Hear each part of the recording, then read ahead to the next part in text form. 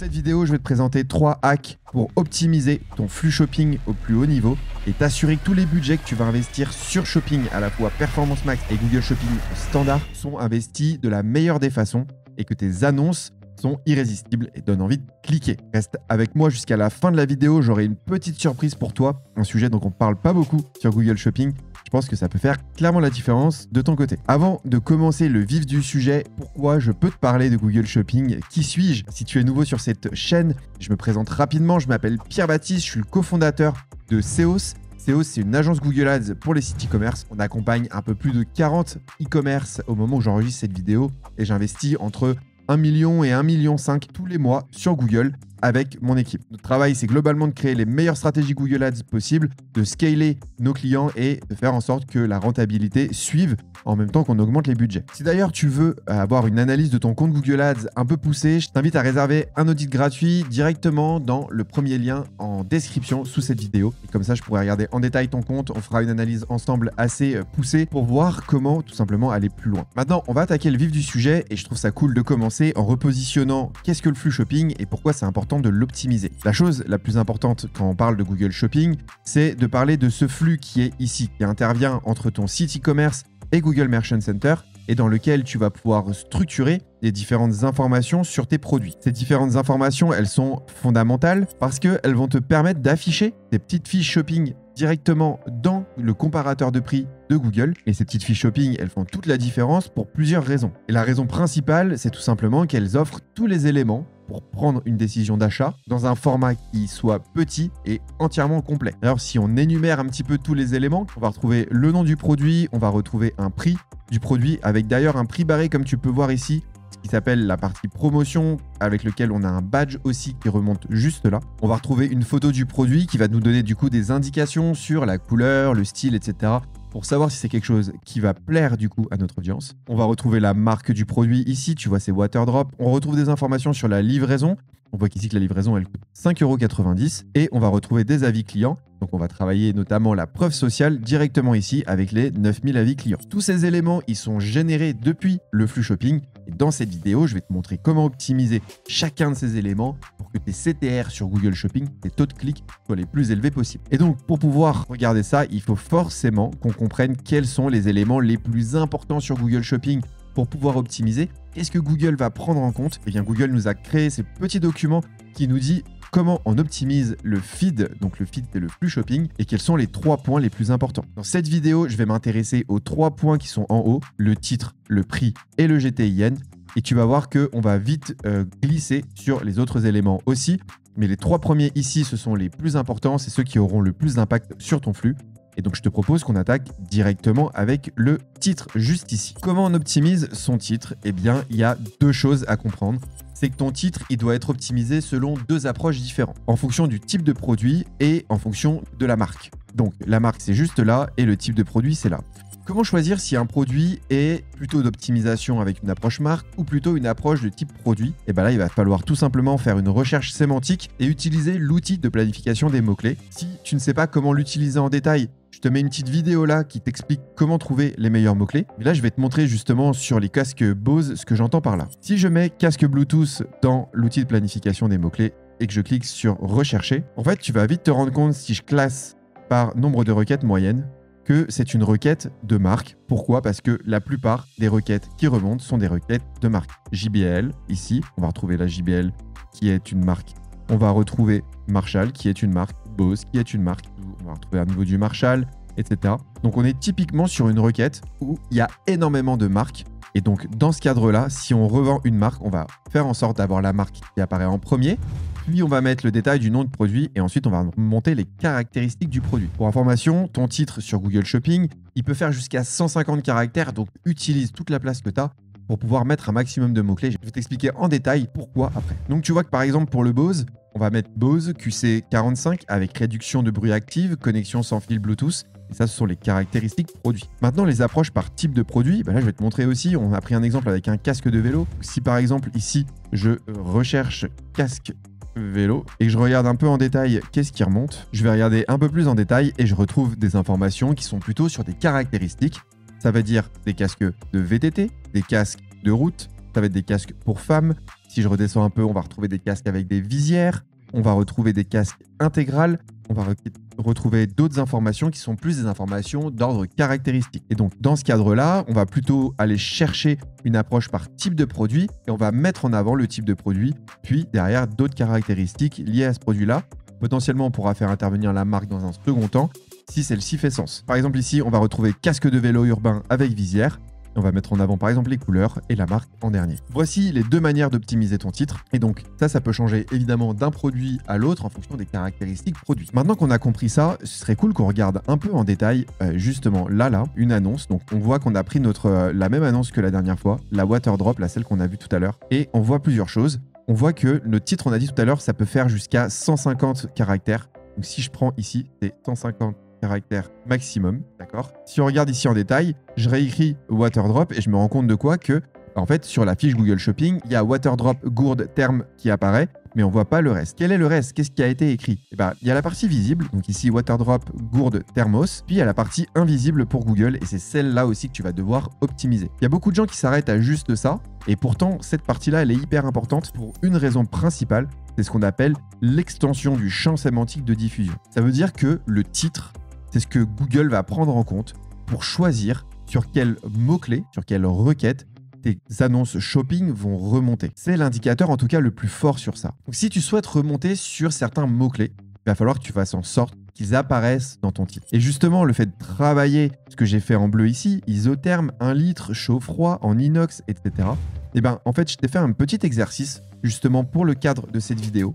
Et en fait, tu te rends compte que gourde thermos, ça fait 1900 requêtes. Mais oui, mais sauf que gourde isotherme, c'est 27 100 requêtes. Gourde 1 litre, c'est 4100 requêtes. Gourde inox, c'est 4400 requêtes. Donc, en ayant travaillé et optimisé mon titre, je me suis ouvert un champ possible d'impression, de mots-clés sur lesquels je vais pouvoir apparaître, qui est beaucoup plus important qu'une optimisation sur gourde thermos uniquement. Et donc, c'est en ça que l'optimisation de ton titre est extrêmement important pour diffuser de façon pertinente. Voilà. Pour ce qui est du titre, si tu es en train d'apprendre des choses grâce à cette vidéo, pense à t'abonner et à activer la cloche. Je te prévois pas mal de contenu assez cool pour les prochaines semaines où je vais parler un peu plus en détail de techniques un peu cachées pour optimiser Performance Max, notamment de quelques erreurs qu'on pourrait retrouver dans nos comptes Google Ads. Tu peux aussi me laisser un commentaire et un like, ça permet d'aider cette vidéo à être référencée. Et moi, ça me motive aussi toujours plus à te faire du contenu. Franchement, ça fait plaisir de recevoir des commentaires et tout, donc franchement, c'est méga important. Si tu peux le faire, ça fait vraiment plaisir. Et puis, le dernier aspect, c'est si comme moi, tu es passionné de e-commerce et peut-être de Google Ads aussi, même si c'est peut-être un peu bizarre d'être passionné de Google Ads, je t'invite à rejoindre ma newsletter qui est un des premiers liens dans la description ci-dessous. J'envoie cette newsletter à plusieurs milliers de personnes chaque semaine et je leur fournis les meilleurs conseils sur Google Ads, les meilleurs conseils que j'obtiens aussi dans mes podcasts, souvent des choses en avant-première que je mets dans ma newsletter. Donc j'espère que tu pourras nous rejoindre, ça me fera super plaisir que ce soit le cas. Et puis cette petite page de pub se ferme et je te laisse avec l'optimisation de ton flux shopping. Maintenant, je te propose qu'on passe au deuxième sujet de l'optimisation du feed, à savoir le prix. Comment on optimise son prix sur Google Shopping?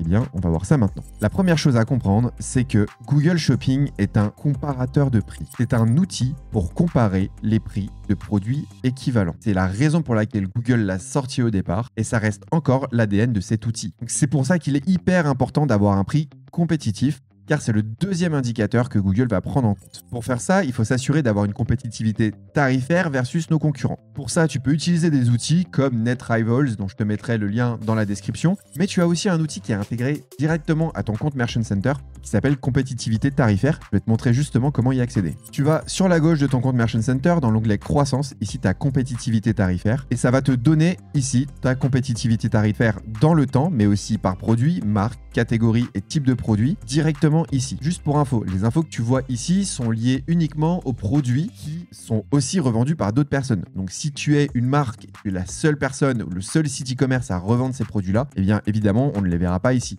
Mais pour autant, cet outil est super intéressant et super fort pour ça. Maintenant que tu as travaillé ta compétitivité tarifaire et que tu es allé en tout cas au maximum de ce que tu pouvais, eh bien, tu vas pouvoir travailler les promotions. Les promotions, elles sont très importantes à paramétrer dans ton flux via un outil qui s'appelle le Sales Price que tu vas indiquer dans ton flux shopping.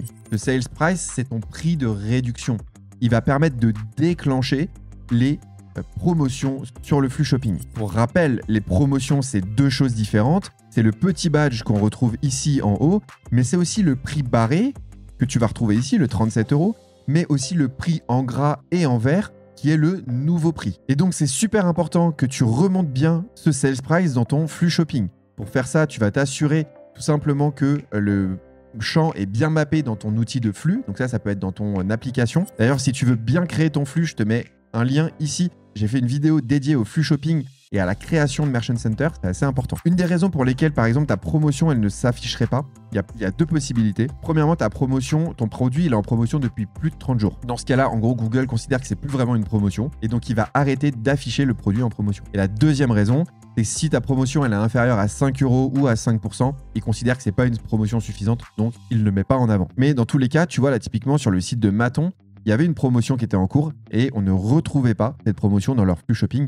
Donc bien s'assurer que tout ça est bien optimisé. Le troisième point qui est assez intéressant, c'est la partie promotion, mais cette fois dans Google Merchant Center. C'est un outil qui est assez peu utilisé et pourtant super puissant parce que tu vas pouvoir remonter des remises sur certaines catégories de produits. Tu vas pouvoir remonter des pourcentages de remises, mais surtout, tu vas pouvoir remonter des cadeaux. C'est ce qu'on ne va pas pouvoir faire dans les campagnes traditionnelles. Tu vas pouvoir remonter la livraison gratuite de manière spécifique, mais tu vas aussi pouvoir remonter pour tous ces éléments-là un code. Et là, par exemple, il y a marqué aucun code requis, mais tu peux remonter des codes promo dédiés, par exemple, à Google Merchant Center. Pour te mettre en place ces promotions, c'est assez simple. Tu vas dans ton compte Merchant Center, puis tu vas dans Marketing et la promotion.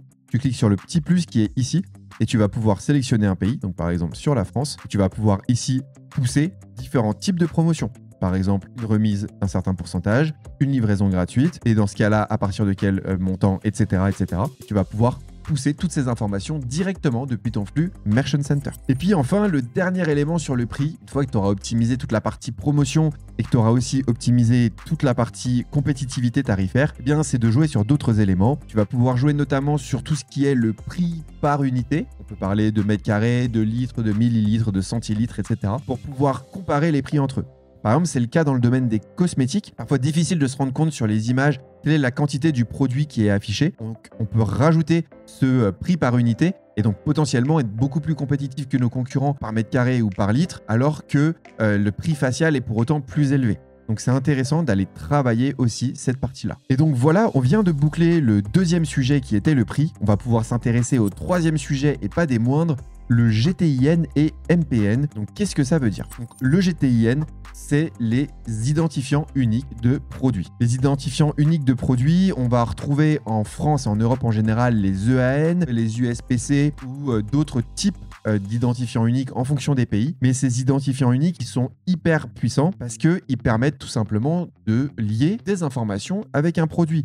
Et donc, ça va être très puissant pour toi pour plusieurs raisons. C'est que premièrement, tu vas pouvoir récupérer l'apprentissage de tes concurrents. Si tu as déjà un concurrent qui vend le même produit que toi, il dépense de l'argent sur Google depuis longtemps, il a indiqué son GTIN dans son flux shopping, tu as le même GTIN, et bien Google connaît déjà un peu ton produit. Il y a un autre aspect, c'est le deuxième point qui est ici, qui est assez intéressant, c'est tout simplement que Google essaye de plus en plus d'améliorer la fiabilité et la qualité des informations qu'il affiche auprès des utilisateurs. Et donc, s'il a un identifiant unique, il va essayer de pousser des informations complémentaires dans la fiche shopping. Et d'ailleurs, grâce à ça, ça va déclencher le troisième point, qui est le fait de voler les avis d'une certaine façon de tes concurrents. Là, c'est un très bon exemple ici avec La Redoute, où tu vois que quand tu tapes dodo, couette tempérée, en fait, tu as 3000 avis sur le compte, mais quand tu vas sur le site e-commerce de La Redoute, bah, tu n'as que 536 avis. Et donc, en fait, ces 536 avis sur le site deviennent 3000 avis sur Google Shopping parce que Google Shopping ne prend pas en compte les avis de chaque marchand indépendamment,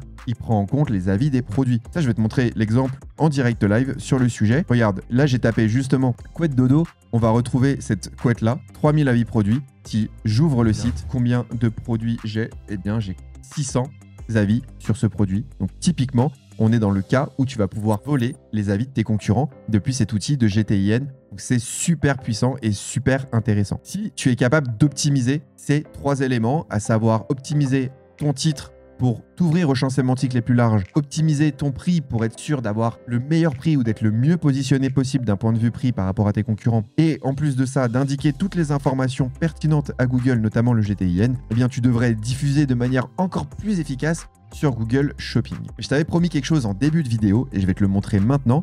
C'est une petite astuce que peu de personnes connaissent et pourtant qui sont super puissantes. Cette astuce, elle consiste à venir optimiser ton flux shopping sans avoir à passer par ton e-commerce. En fait, Le sujet qu'il y a, c'est que comment tu fais pour optimiser ton flux shopping? La plupart des gens envoient dans leur flux shopping le titre du produit de leur site, donc ce qui est marqué sur leur site. Sauf que on a vu ensemble qu'on voudrait par exemple que le titre il fasse 150 caractères. Donc comment je peux faire ce travail? Et là, tu vas pouvoir utiliser ce qu'on appelle des flux supplémentaires.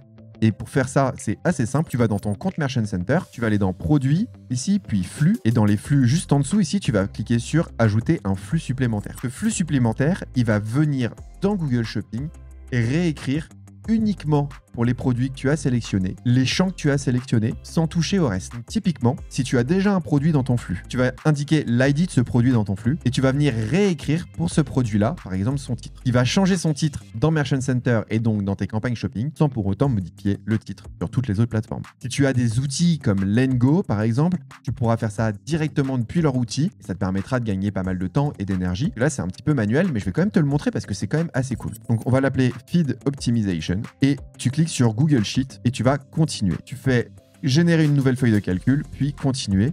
Tu l'appliques à un flux en question parce que ça va venir réécrire sur ce flux-là, créer un flux. Et tu vois que le document, il s'est rajouté directement ici, dans Feed Optimization. On va l'ouvrir. On va faire un petit paramétrage très rapide et qu'on va aller cliquer dans Paramètres ici. On va aller dans Paramètres du flux.